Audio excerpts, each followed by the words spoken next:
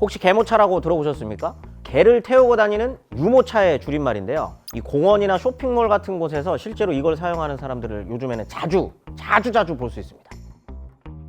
이 유모차는 나이가 많거나 건강이 좋지 않은 반려견들을 위한 이동수단이다라고 전해지는데, 이 개가 타는 유모차라는 것도 굉장히 놀라운데요. 가격이 사실 더 놀라운 경우가 많습니다. 예를 들어서 개모차계의 벤츠라고 불리는 피콜로 카네, 그리고 에어버기 같은 브랜드들은 고가 라인의 제품이 적게는 50만 원대부터 많게는 100만 원이 훌쩍 넘는 가격대라고 합니다. 이렇게나 비싼데도 불구하고요, 대부분 없어서 못 사는 지경이라고 합니다. 강아지 유치원으로 충격을 받았었던 게 이게 엊그제 같은데, 요즘에는 이 사내복지제도로 반려동물의 입원비나 치료비를 대신해주는 반려동물 보험 지원 제도를 도입한 회사도 있다고 하네요. 또 반려동물을 데리고 출근할 수 있는 회사도 있다고 해서 화제가 되기도 했습니다. 정신을 차리고 보니 사람들이 사는 집 안으로 들어오는 건 물론이고 누군가에겐 없어서는 안 될 소중한 가족이 되어버린 이 동물들, 인류는 대체 언제부터 이들에게 마음을 뺏겨버린 걸까요? 세상의 모든 것들이 탄생한 이유를 밝혀드립니다. 저는 역사학자 김지원이고요. 본스토리 오늘의 주제는 반려동물입니다.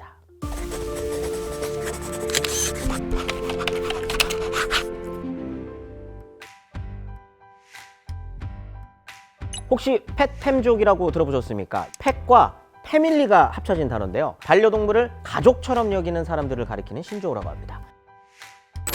2000년대 이후 저출산, 고령화 현상이 맞물리면서 1인 가구가 증가하고 일명 이 펫팸족이라고 불리는 사람들이 등장하기 시작하면서 반려동물의 시대가 열렸다라고도 할 수 있겠습니다. 이 과거에는 개나 고양이 혹은 열대어 정도를 키우는 수준이었다면요, 지금은 스케일이 달라져서 고슴도치, 패럿, 친칠라, 뱀, 슈가 글라이더 등등 반려동물을 키우는 사람만 증가한 게 아니고요, 함께하는 동물의 종류도 다양해지고 있습니다. 생각해보면 인류가 동물의 권리를 지켜주고자 외치게 된 게 좀 신기할 따름입니다. 세계 최초로 동물학대 금지법이 나온 영국에서도요, 16세기 말까지만 해도 런던 안에서 갖가지 동물 학대를 목격할 수 있었습니다. 닭을 기둥에 묶어두고 죽을 때까지 특수한 막대를 던지는 이 닭던지기나, 원숭이에게 맨손으로 혹은 막대기 하나를 쥐어주고 투견과 싸우게 하는 등 상당히 잔인한 유혈 스포츠 경기가 도시 곳곳에서 벌어지기도 했었습니다. 또 지금은 멸종했지만요, 이 턴스피트라는 품종의 개가 있었거든요. 다른 말로는 키친독이라고 불렀습니다. 이 키친독이 부엌에서 고기가 불에 골고루 잘 구워지도록 고기랑 연결된 쳇바퀴를 열심히 굴리는 개였었거든요. 이 달리는 속도가 느려지기라도 하면 이 쳇바퀴 안으로 뜨거운 석탄을 던지기도 했다고 합니다. 이 동물의 권리를 지켜주려는 요즘의 분위기와는 전혀 다른 인식을 하고 있었다는 거죠. 아무튼 이 동물권이라는 개념이 전무했었던 그때, 동물에게 금이나 은, 보석이 박힌 목걸이를 걸어주고 고급 그릇에다 좋은 음식까지 먹이는 경우도 종종 있었습니다. 바로 왕실이나 귀족들의 문화였는데요. 이 왕실경 같은 경우에는 이 따로 시중을 드는 하인까지 붙여주고요, 벨벳이나 실크로 만든 쿠션에서 잠을 재우기도 했었습니다. 이 사람한테도 그야말로 사치 그 자체였을 때요를 동물이 받았었던 거죠. 그렇다 보니 이 동물에게서 어떤 대가를 원하지 않고 오로지 좋아서 기르는 행위, 그러니까 애완동물이라는 개념이 이때부터 생겼다라고 할 수 있습니다. 그리고 이것이 바로 부의 상징으로 여겨졌던 겁니다. 이 한국의 애완동물 문화가 대중적으로 퍼지기 시작한 건 1990년대로 보고 있습니다. 이전까지는 동물을 집안에서 키우는 경우는 거의 없었고요, 개의 경우는 주로 마당에서 키우든지 아니면 주인이 없이도 그냥 동네를 돌아다니곤 했었습니다. 당시 강아지들의 모습을 잘 표현한 동요가 하나 있잖아요. 기억하시나요?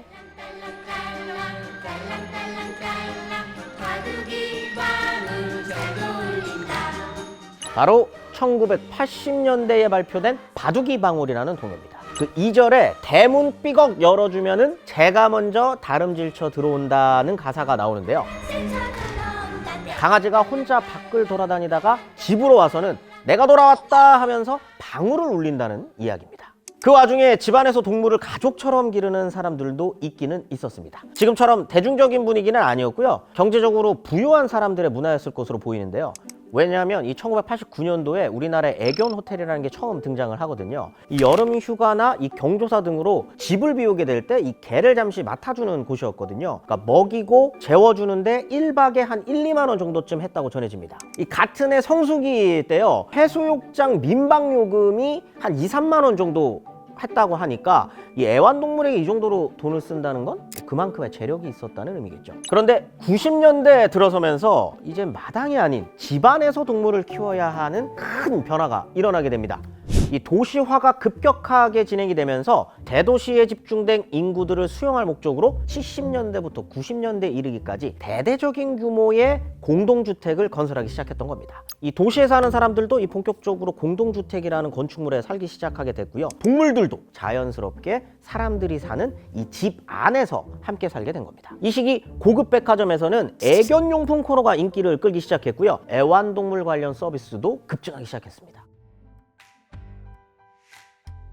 2015년 세계적인 과학학술지인 사이언스에 굉장히 흥미로운 사진이 한 장 실렸었습니다. 이스라엘 북부에서 발견된 구석기 시대 유적이었는데 최소 10,000년 전 무덤이었던 것으로 밝혀졌습니다. 이 안에서 이 무덤의 주인으로 보이는 사람이 강아지에게 손을 올린 상태로 묻힌 화석이 발굴되었던 겁니다. 또 카이로 남부에 있는 사카라 유적지에서 고대 무덤 7개를 새로 발굴했었는데 그중에 3개가 고양이 미라가 묻힌 고양이 무덤이었습니다. 고대 이집트에서는요, 고양이를 자상과 풍요를 상징하는 여신으로 여기면서 숭배하기도 했었거든요. 기르던 고양이가 죽으면 쥐의 털로 만든 장난감을 고양이와 함께 묻어주기도 했다고 합니다.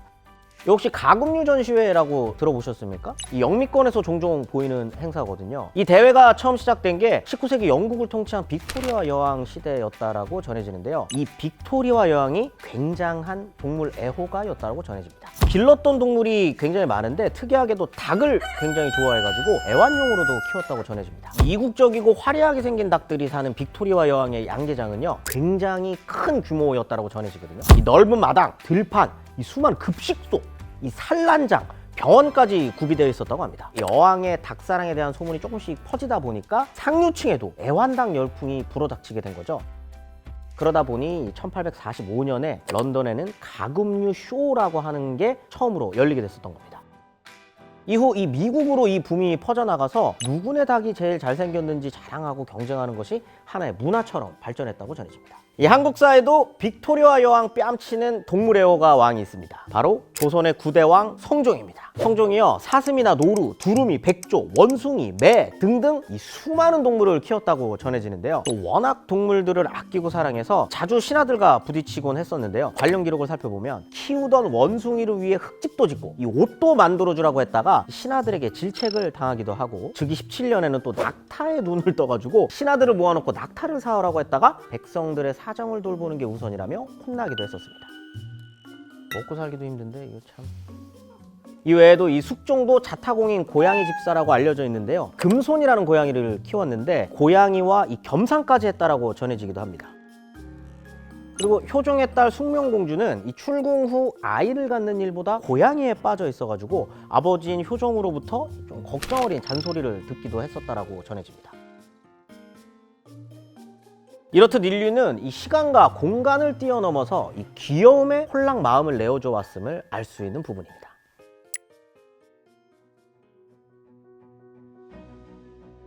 이 과거에는 사람에게 귀여움을 받고 즐거움을 준다는 의미에서 애완동물이라는 명칭을 자주 썼었습니다. 구구 바보 근데 1983년 오스트리아의 국제 심포지엄에서 한 동물 행동학자가 애완동물이 아닌 이 반려동물이라고 부를 것을 제안하면서 동물은 장난감 같은 존재가 아니라 사람과 더불어 살아가는 반려라는 인식이 조금씩 확산되기 시작했습니다. 한국은 그에 비해서 조금 늦은 시기인 2010년 즈음부터 반려동물 문화가 조금씩 자리 잡기 시작했습니다. 반려견, 반려묘에 이어서 집안에서 기르는 다양한 동물에 대해 반려라는 수식어를 붙이고 있는 추세인데요. 이 동물권이 신장되고 있다는 소식은 반가운 이야기이긴 하지만 반면에 사람에 대한 성숙한 배려도 동반되고 있는지 반드시 짚고 넘어가야 할 문제겠습니다. 혹시 예전에 인터넷상에서 굉장한 밈을 만들어냈었던 이 영상이 하나 있는데 보신 적 있으십니까?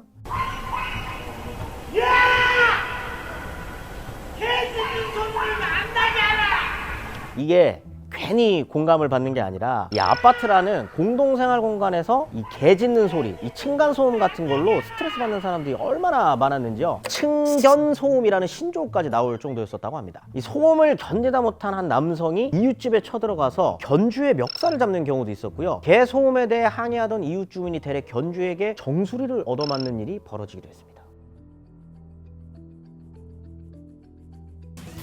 잇따르는 개 물림 사고 최근 몇 년 동안 계속 늘어나 지난해만 2천여 건이 발생했습니다. 달려드는 개를 피해 도망치는 아이. 개는 넘어진 아이를 물고 놓아주지 않습니다.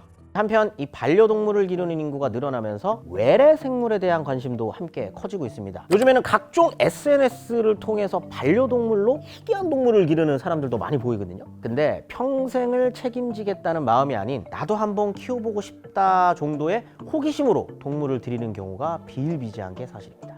끊임없이 터져나오는 유기견이나 유기묘 이슈는 물론이고 이제는 종류를 가리지 않는 반려동물 유기 행위도 벌어지고 있는 상황입니다. 1m에 가까운 대형 도마뱀이 도로나 주택가를 버젓이 돌아다니는가 하면요, 강원도 행성군의 한 저수지에서는 육식 어종인 피라냐가 발견돼서 이 농업용수로 모아둔 물을 다 퍼낸 다음에야 소동이 일단락되는 일도 있었습니다. 또 제주도에서는 아파트 지하실 입구에서 1.2m짜리 아프리카 뱀이 또 아리를 튼 채 발견되어서 사람들을 놀라게 했다고 전해지기도 했습니다. 최근 2, 3년 사이만 해도 평균적으로 매년 약 10만 마리의 반려동물이 버려지고 있는데요. 이 문제는 무책임한 방생으로 사람이 공격을 당하거나 피해를 입는 경우도 있었고요. 외국에서 인위적으로 유입된 동물들은 국내 생태계에 천적이 없는 경우가 많아서 토종 동식물의 생태계를 교란할 수도 있다는 겁니다. 대한민국 자타공인 개통령 강형욱 훈련사님이 이전에 방송에서 이런 말씀을 하신 적이 있습니다. 좋은 보호자란 친절한 보호자가 아닌 반려견에게 삶의 규칙을 알려줄 수 있는 보호자다. 보호자의 태도로 인해 반려견은 한순간에 맹견이 될 수도 있다. 반려동물에 대한 여러분들의 생각은 어떠십니까? 다양한 의견들 댓글로 남겨주시고요. 저는 또 다른 탄생의 이야기로 다시 돌아오겠습니다. 결혼하기 전까지 고양이를 키웠었습니다. 유기묘 2마리를 입양을 해가지고 투코와 말리 결혼을 해서 갈 때 이제 양가 부모님들이 반대를 하셔가지고 다시 입양을 보내야 되잖아요. 한 달을 알아봤어요. 저도 오래 키우고 제 새끼 같은 애들이었으니까 얘네 진짜 좋은 데에서 컸으면 좋겠다라고 해서 한 달을 돌아다니고 실사 다니거든요. 보곡동 아이파크에 제가 결정을 하고 그 친구들을 탁 풀어놨는데 뒤도 안 돌아보더라고요. 인사도 못하고 돌아 나왔어요. 그럴 수도 있는데 밥 먹으러 바로 가더라고요. 왜냐면 굉장히 저는 단 한 번도 사줄 수 없었던 고급 사료로 준비가 돼 있더라고요. 캔다는 소리와 함께 바로 푸코야 너 갈게. 안 돌아봤어요. 다시 생각해봐, 이게 우리 최선은 아닐 거잖아. 왜 애써 네 맘을 숨겨자 나를 봐. 이렇게 금방 낚이는 시선, 좀 더 가까이